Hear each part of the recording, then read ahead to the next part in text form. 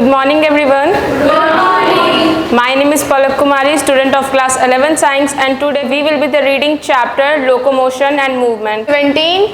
Chapter 17. Locomotion and movement. Locomotion and movement. Movement is one of the significant features of living beings. Movement is one of the significant features of living beings. Animals and plants exhibit Animals and plants exhibit a wide range of movements. a wide range of movements. Streaming of protoplasm Streaming of protoplasm in the unicellular organisms in the unicellular organisms like amoeba like amoeba is a simple form of movement. is a simple form of movement. Movement of cilia, flagella and tentacles Movement of cilia, flagella and tentacles are shown by many organisms. are shown by many organisms. Human beings can move limbs, jaws, Human beings can move limbs, jaws, eyelids, tongue, etc.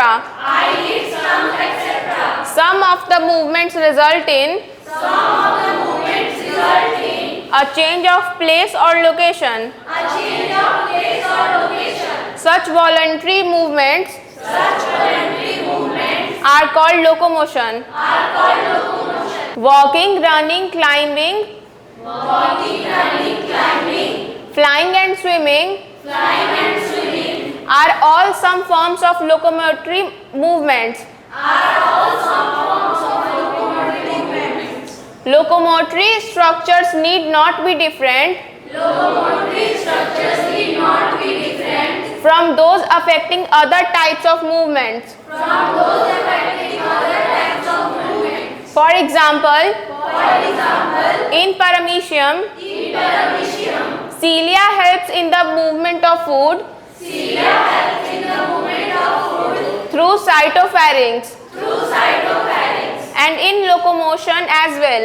and in locomotion as well.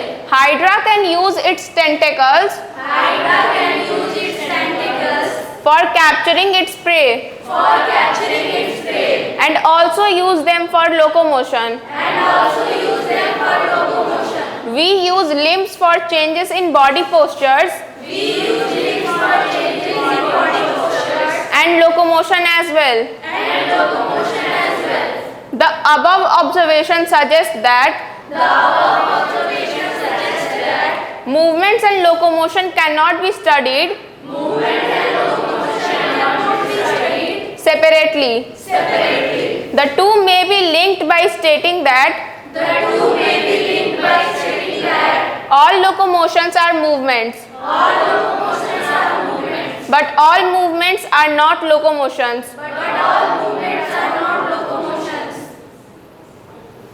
Methods of locomotion performed by animals Methods of locomotion performed by animals vary with their habitats vary with their habitats and the demand of the situation. and the demand of the situation. However, However, locomotion is generally for search of food,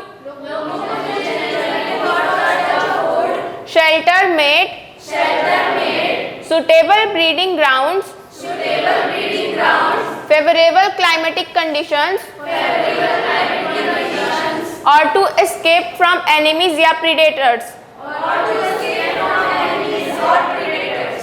Types of movement. Types of movement. Cells of the human body exhibit Cells of the human body exhibit three main types of movements, three main types of movement, namely namely amoeboid, ciliary and muscular. amoeboid, ciliary and muscular. Some specialized cells in our body Some specialized cells in our body, like macrophages and leukocytes in blood like macrophages and leukocytes in blood, exhibit amoeboid movement. exhibit amoeboid movement. It is affected by It is affected by pseudopodia formed pseudopodia formed by the streaming of protoplasm by the streaming of protoplasm, as in amoeba.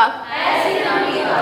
Cytoskeletal elements Cytoskeletal elements like microfilaments like microfilaments are also involved in amoeboid movement. are also involved in the amoeboid movement.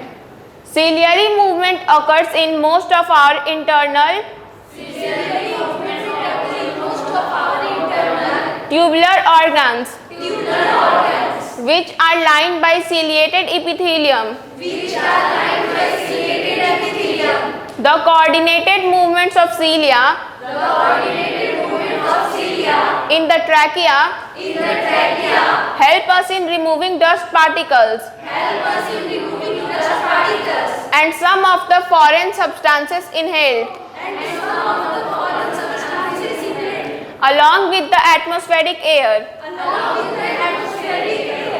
Passage of ova through the female reproductive tract is also facilitated by the ciliary movement. Movement of our limbs, jaws, tongue, etc. require muscular movement. The contractile property of muscles are effectively used for locomotion and other movements by human beings. And majority of multicellular organisms,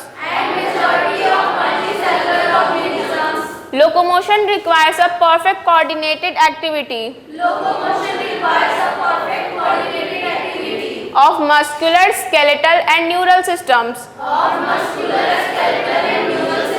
In this chapter, you will learn about the types of muscles, their structure, mechanism of their contraction, and important aspects of the skeletal system.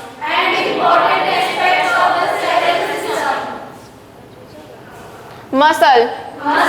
You have studied in chapter 8 that the cilia and flagella are the outgrowths of the cell membrane. Flagellar movement helps in the swimming of spermatozoa, maintenance of water current in the canal system of sponges, and in locomotion of protists like euglena. Muscle is a specialized tissue of mesodermal origin. About 40 to 50% of the body weight of a human adult is contributed by muscles. They have special properties like excitability, contractility, extensibility, and elasticity. Muscles have been classified using different criteria, namely location, appearance, and nature of regulation of their activities. Based on their location, 3 types of muscles are identified: skeletal, visceral, and cardiac. Skeletal muscles are closely associated with the skeletal components of the body. They have a stripped appearance under the microscope and hence are called striated muscles. As their activities are under the voluntary control of the nervous system, they are known as voluntary muscles too. They are primarily involved in locomotory actions and changes of body postures Visceral muscles are located in the inner walls of hollow visceral organs of the body, like the alimentary canal, reproductive tract, etc. They do not exhibit any striation and are smooth in appearance. Hence, they are called smooth muscles. Non-striated muscle. Their activities are not under the voluntary control of the nervous system and are therefore known as involuntary muscles. They assist, for example, in the transportation of food through the digestive tract and gametes through the genital tract. As the name suggests, cardiac muscles are the muscles of heart. Many cardiac muscle cells assemble in a branching pattern to form a cardiac muscle. Based on appearance, cardiac muscles are striated. They are involuntary in nature as the nervous system does not control their activities directly. Let us examine a skeletal muscle in detail. To understand the structure and mechanism of contraction, each organized skeletal muscle in our body is made of a number of muscle bundles or fascicles held together by a common collagenous connective tissue layer called fascia. Each muscle bundle contains a number of muscle fibers. Each muscle fiber is lined by the plasma membrane called sarcolemma enclosing the sarcoplasm. Muscle fiber is a syncytium. As the sarcoplasm contains many nuclei, the endoplasmic reticulum, that is sarcoplasmic reticulum of the muscle fibers, is the storehouse of calcium ions. A characteristic feature of the muscle fiber is the presence of a large number of parallelly arranged filaments in the sarcoplasm called myofilaments or myofibrils. Each myofibril has alternate dark and light bands on it.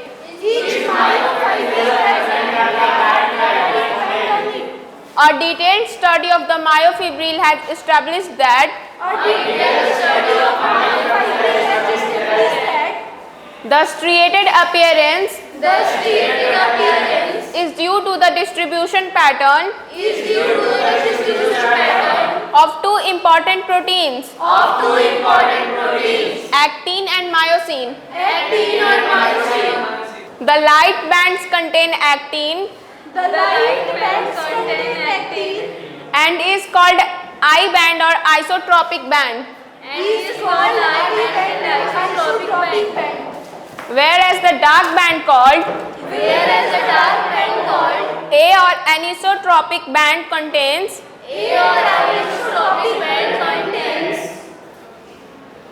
myosin. Both the proteins are arranged Both the proteins are arranged as rod-like structures as rod-like structures parallel to each other parallel to each other and also to the longitudinal axis of the myofibrils. and also to the longitudinal axis of the myofibrils. Actin filaments are thinner Actin filaments are thinner as compared to the myosin filaments, as compared to the myosin filaments. hence are commonly called Hence are commonly called thin and thick filaments respectively. thin and thick filaments respectively. In the center of each eye band In the center of each eye band is an elastic fiber called Z-line is an elastic fiber called Z-line which bisects it. which bisects it. The thin filaments are firmly attached to the Z-line. The thin filaments are firmly attached to the Z-line. The thick filaments in the A band The thick filaments in the A band are also held together in the middle of this band are also held together in the middle of this band by a thin fibrous membrane called M-line. by a thin fibrous membrane called M-line. The A and I bands are arranged alternately The A and I bands are arranged alternately throughout the length of the myofibrils. throughout the length of the myofibrils. The portion of the myofibril The portion of the myofibril between two successive Z lines between two successive Z lines is considered as the functional unit of contraction is considered as the functional unit of contraction and is called a sarcomere. and is called a sarcomere. In a resting state, In a resting state, the edges of thin filaments the edges of thick filaments on either side of the thick filaments on either side of the thick filament partially overlap the free ends of the thick filaments, partially overlap the free ends of the thick filaments, leaving the central part of the thick filaments. leaving the central part of the thick filaments. This central part of thick filament, This central part of the thick filament, not overlapped by thin filaments, not overlapped by thin filaments, is called the H zone. is called the H zone. Structure of contractile proteins. Structure of contractile proteins. Each actin thin filament Each actin thin filament is made of two F filamentous actins, is made of two F filamentous actins, helically wound to each other. helically bound to each other. Each F actin is a polymer Each F actin is a polymer of monomeric G globular actins. of polymeric G globular actins. Two filaments of another protein, Two filaments of another protein, tropomyosin, tropomyosin, also run close to the F actins also run close to the F actins throughout its length. throughout its length. A complex protein troponin is distributed A complex protein troponin is distributed at regular intervals as on the tropomyosin on the tropomyosin in the resting state. in the resting state. A subunit of troponin masks the A subunit of troponin masks the active binding sites active binding sites for myosin on the actin filaments. for myosin on the actin filaments. Figure 17.3a. Figure 17.38. Each myosin thick filament Each myosin thick filament is also a polymerized protein. is also a polymerized protein. Many monomeric proteins called meromyosins, Many monomeric proteins called meromyosins. figure 17.3b, Figure 17.3b constitute one thick filament. constitute one thick filament. Each meromyosin has two important parts: Each meromyosin has two important parts. a globular head with a short arm and a tail, A globular head with a short arm and a tail. the former being called the heavy meromyosin, The former being called the heavy meromyosin, HMM, HMM, and the latter the light meromyosin, and the later the light meromyosin, LMM. LMM. The HMM component The HMM component, that is the head and short arm projects that is the head and short arm projects, outwards at regular distance outwards at regular distance and angle from each other and angle from each other from the surface of a polymerized myosin from the surface of a polymerized myosin filament and is known as cross arm. and is known as cross arm. The globular head is an active ATPase enzyme The globular head is an active ATPase enzyme and has binding sites for ATP and has binding sites for ATP and active sites for actin. and active sites for actin. Thank you. Welcome.